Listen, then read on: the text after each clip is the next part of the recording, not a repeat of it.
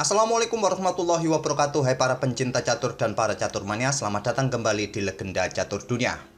Kita masih akan mengulas satu game lagi kawan dari turnamen Rapid Chess Championship yang ada di chess.com, yaitu di babak knockout minggu pertama yang dilaksanakan tanggal 13 hari Minggu kemarin. Kali ini gamenya Fabiano Caruana versus Kirill Aleksenko saat mereka bertemu di babak perempat final. Langsung saja kita ke atas papan. Di sini Caruana pegang putih mengawali dengan pion D4, kuda F6 oleh Kirill Aleksenko, pion C4, pion E6, kuda C3, dan gajah B4, Nimzo Indian Defense. Caruana melanjutkan dengan variasi normal pion E3, segera membuka diagonal petak terang bagi pengembangan gajah. Walaupun terlihat gajah petak gelapnya ini terkurung oleh rantai pion ciptaannya sendiri, tapi tidak ada masalah kawan. Ini adalah langkah-langkah yang standar di awal-awal pembukaan seperti ini di Nimzo Indian Defense. Di sini Kirill Aleksenko membalas dengan rokade, gajah D3, pion D5, menantang pion C, tantangan ditolak kawan. Caruana melanjutkan pengembangan kuda F3, sekarang pion C5, kembali memberikan tantangan di petak pusat. Tantangan ditolak, Caruana memilih rokade, melepaskan diri dari tekanan gajah gelap hitam ini. Kirill Aleksenko membuka permainan dengan pion C pukul pion D4, dipukul balik oleh pion E, pion D pukul pion C4, dipukul balik oleh gajah, selanjutnya pion B6. Segera membuka atau mengosongkan petak bagi gajahnya di diagonal terang panjang ini. Caruana mengusir gajah dengan pion A3, gajah tidak mau lari, dia pukul kuda di C3, dipukul balik oleh pion dan menteri C7, mengancam gajah ataupun pion yang ada di belakangnya. Caruana tidak mencoba membackup gajah dengan menteri di petak D3 ataupun petak B3 kawan. Gajah ditarik mundur ke petak D3. Menarik mundur ke petak B3 merupakan pilihan yang lebih baik daripada petak D3 versi Stockfish. Walaupun sama-sama memberikan pion ini bagi menteri hitam kawan, nanti gajah bisa bergerak ke petak D2 mengancam menteri. Setelah menteri kembali, beteng siap digeser ke lajur C. Dan dengan mengorbankan satu pion tadi, kalian mendapatkan pengembangan perwira yang lebih cepat, lebih aktif. Tapi pada posisi seperti ini tadi, Caruana memilih petak D3 bagi gajahnya. Aleksenko juga tidak berani ambil pion ini kawan, dia memilih melanjutkan pengembangan kuda D7 dan dibalas dengan langkah gajah D2, memperkuat posisi pion dari ancaman menteri hitam ini. Dan Kirill Aleksenko melanjutkan gajah B7-nya, memberikan pressure di diagonal terang panjang ini, dibalas dengan beteng E1, beteng D8, dan menteri E2. Sekarang beteng A bergeser ke C8, di sini pion didorong maju untuk mendapatkan penguasaan ruang di petak pusat ini kawan. Kuda mundur ke F8, membuka akses bagi beteng mengincar pion ini kawan. Mungkin gajah selanjutnya pukul kuda ini. Diantisipasi dengan gajah E3, selanjutnya kuda G6. Pada posisi ini tadi kawan, langkah kuda ke G4 patut juga dipertimbangkan oleh hitam, memberikan pressure di sini, ataupun nanti gajah akan pukul kuda terlebih dahulu dan kuda ini siap beraksi pukul pion H2 ataupun bahkan menteri bisa pukul pion H2. Tapi Kirill Aleksenko memilih langkah kuda lompat ke G6, langsung disapu oleh gajah terang, dipukul balik oleh pion H. Selanjutnya adalah kuda ke E5. Lanjut Caruana, melepaskan diri dari tekanan, juga menempatkan posisinya di sentral, posisi petak yang sangat strategis bagi kuda kawan. Dan Aleksenko merespon dengan langkah kuda D7, menantang pertukaran, diterima oleh Caruana, dipukul balik oleh beteng, persiapan mendobel beteng nanti kawan. Di sini pion C5 tantang Caruana. Tantangan ditolak, menteri C6 memberikan ancaman skakmat di sini, diantisipasi dengan pion F3, menteri ke A4.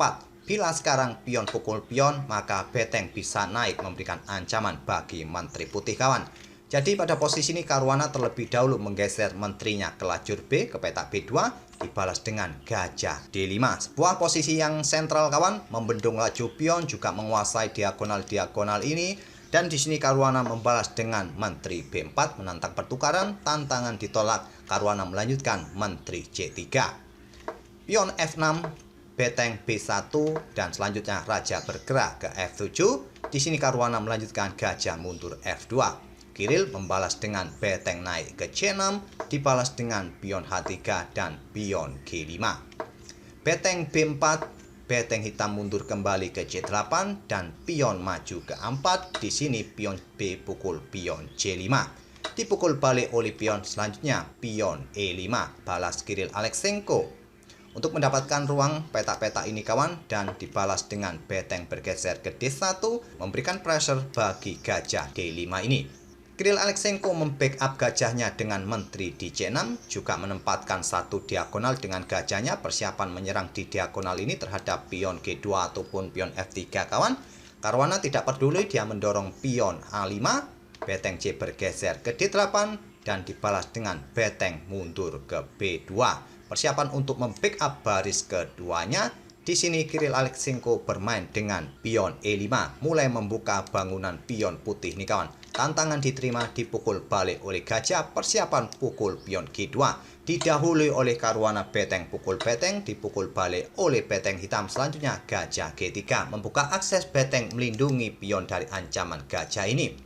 Kiril Aleksenko melanjutkan langkah raja G6, dibalas raja H2, dan dibalas beteng D3 mengancam menteri. Pada posisi ini kawan, langkah terbaik bagi beteng adalah bergerak ke petak D5 ini kawan, mengancam pion yang sudah tidak bisa di backup lagi. Kalaupun kalian menggeser beteng ke sini, masih ada gajah yang akan pukul beteng kalian.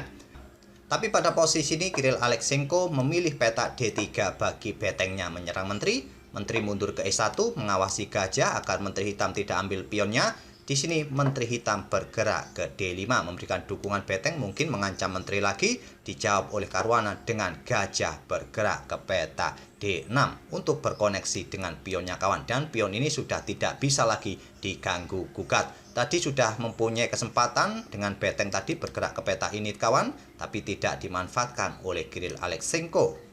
Di sini Kiril Aleksenko melanjutkan dengan pion F5 dibalas dengan pion A6. Sekarang menteri mundur ke C6 sedang mengincar pion. Beteng B8 tidak di backup di sini kawan, dan menteri ambil pion A6.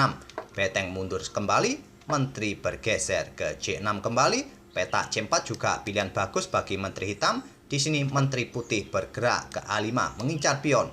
Dibiarkan saja oleh Kiril Aleksenko, menteri ke E8. Coba lihat kawan perbedaan waktu kedua pemain sampai langkah ke-44 ini. Kiril Aleksenko mempunyai waktu yang lebih bagus, dia bermain cepat, sedangkan Fabiano Caruana menyisakan 10 detik lagi. Kiril Aleksenko masih punya 28 detik.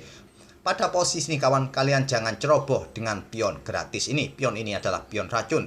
Jika kalian mencoba ambil pion ini, ancaman sebagai berikut. Beteng akan pukul gajah. Setelah dipukul balik, menteri bisa bergerak ke peta ini. Kalian mau menutupnya dengan pion, mau pergi ke peta H1, ke G1, beteng kalian nanti akan tewas oleh menteri hitam.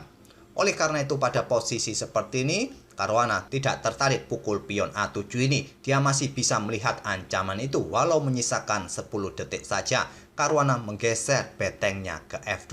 Walaupun bukan petak bagus kawan, tapi bisa menghindari ancaman jika tadi pukul pion ini. Petak yang bagus bagi beteng putih harusnya bisa menantang pertukaran beteng kawan. Jika dilanjut seperti ini masih bisa dipukul balik oleh menteri putih, dan mungkin saja putih akan bisa melepaskan tekanan dari hitam dan berharap permainan bisa remis. Karena komposisi perwira di atas papan jelas kawan, gajah terang versus gajah gelap. Tapi Caruana memilih peta F2 bagi betengnya, dibalas Kiril Aleksenko dengan menteri D7 melindungi pionnya. Menteri putih A6, raja ke H7 menghindari discover check kawan, dan dibalas menteri ke C4. Peta A2 merupakan pilihan bagus bagi menteri putih tadi kawan, dan di sini Kiril Aleksenko membalas dengan pion A5, membuat langkah kesalahan juga. Langkah terbaik pada posisi ini adalah pion G4. Harap maklum kawan, kedua pemain sudah pada posisi krisis waktu, menyisakan 6 detik bagi Fabiano Caruana, dan Kiril Aleksenko mempunyai 16 detik. Kiril Aleksenko tadi bermain dengan pion A5-nya, dihadang oleh beteng di A2. Sama-sama membuat langkah yang tidak akurat kawan, bisa kalian lihat dengan indikator yang naik turun seperti ini. Kiril Aleksenko mendorong pionnya lagi. Pion G4 merupakan jadi pilihan terbaik daripada mendorong pion-pionnya maju seperti ini. Pion ini ditangkap oleh beteng A4. Langkah ini adalah langkah blunder kawan, blunder besar dari Caruana. Maklum dia sudah menyisakan hanya 2 detik saja. Dengan mengangkat beteng keempat ini kawan, baris kedua sudah tidak ada yang menjaga, dimanfaatkan Kiril Aleksenko dengan beteng D2 dan sudah tidak ada cara lagi untuk membackup pion G2 ini kawan. Pion ini pastinya akan tewas di langkah berikutnya. Tapi Caruana punya satu cara dengan beteng A2.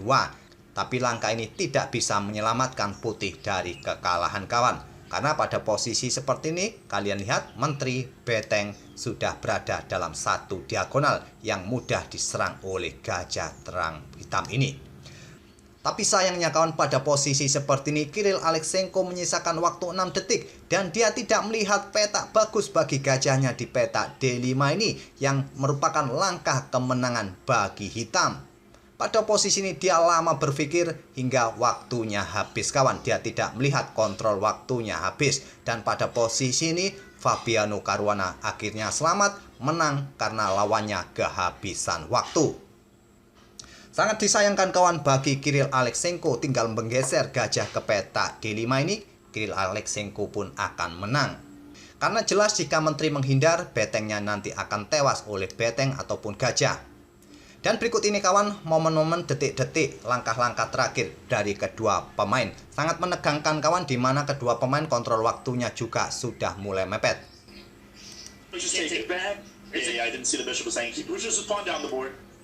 Oh, bishop d5 or queen d3 is hanging. Oh, yeah. Really dangerous. 6 seconds from Kirill. A4. Now he wants Fabi to take so they can put a rook on d2. Yes, and that's not 2 good. 2 seconds. Fabi's gonna move. He's gonna lose on time. Barely have a move of a rook d2. D2. Rook d2. Rook a4. Bishop d5. Bishop d5 is the winning move. Huge. Bishop d5. Does he see it? He doesn't see it. 1 second. He's gonna move. Oh my gosh! He lost in time. He just didn't move. Oh my god, the position where Fabi resigns after bishop d5. Are you kidding me? Itulah kawan permainan Fabiano Caruana versus Kiril Aleksenko. Sangat disayangkan bagi Kiril Aleksenko tidak melihat langkah terbaiknya di langkah terakhirnya dengan gajah ke petak D5 ini. Dia kehabisan waktu sebelum langkah kawan, dan akhirnya Fabiano Caruana lolos ke babak semifinal dan bertemu dengan Anish Giri. Sayangnya Caruana juga dijegal oleh Anish Giri di babak semifinal. Semoga permainan dari kedua pemain bisa menghibur kalian di sore atau malam ini, dan kita akan bertemu di video-video berikutnya.